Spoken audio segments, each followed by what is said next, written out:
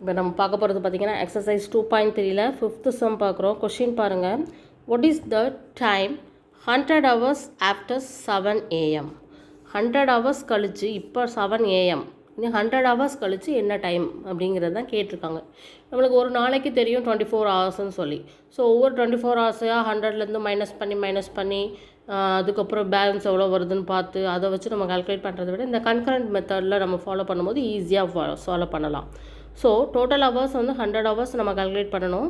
ஒரு நாளைக்கு 24 ஹவர்ஸ்ன்னு தெரியும். ஸோ அதை வச்சு தான் நம்ம செய்ய போகிறோம். பேலன்ஸ் எவ்வளோ ரிமைண்டர் வருதோ அதுதான் ஆன்சர். அந்த ரிமைண்டர் வேல்யூ எவ்வளோ டைம் காமிக்குதோ அதை பொறுத்து தான் அது வந்து 100 hours கழித்து அது எவ்வளோ டைம் இருக்குங்கிறத நம்மளால் எழுத முடியும். எப்படி செய்கிறேன்னு பாருங்கள். Very simple problem. 2-3 ஸ்டெப்பில் ஆன்சர் வந்துடும். பாருங்கள். What is the time 100 hours? So 100 hours concurrent to reminder நம்மளுக்கு தெரியாது, எக்ஸ்னு வச்சுக்கலாம். மாட் 24. ஏன் இங்கே நான் 24 போடுறேன் அப்படின்னா இதுதான் ஒரு நாளைக்கு 24 மணி நேரம்ங்கிறது நம்மளுக்கு தெரியணும். ஓகேவா? ஓகே. இப்போ என்ன பண்ணணும்? ரிமைண்டர் வேணும். இங்கே 100 இருக்குது, இங்கே 24 இருக்குது. ஸோ நம்மளுக்கு தெரிஞ்சது என்னது? ரிமைண்டர் கண்டுபிடிக்கணும்னா இதால் டிவைட் பண்ணாலே போதும். ஸோ டிவைட் பண்ணி பார்க்கலாமா? ஸோ 100 இங்கே 24. அப்போ எத்தனை டைம்ஸ் வருதுன்னு பாருங்கள். 5 டைம்ஸ் போட்டோம்னா 100 விட அதிகமாக இருக்குது. ஸோ 4 டைம்ஸ் தான் போட முடியும்.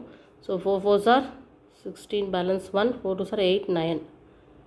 So balance is 4. So the x is equal to 4. Okay. So 100 concurrent to 4 mod 24 நம்ம ரிமைண்டரை கண்டுபிடிச்சாச்சு. அப்போ 4 hours அதான் ஆன்சர். ஓகேவா? 4 hours அப்படிங்கிறது தான் நம்மளுக்கு கிடச்சிருக்கு. ஸோ இப்போ வந்து 7 AM.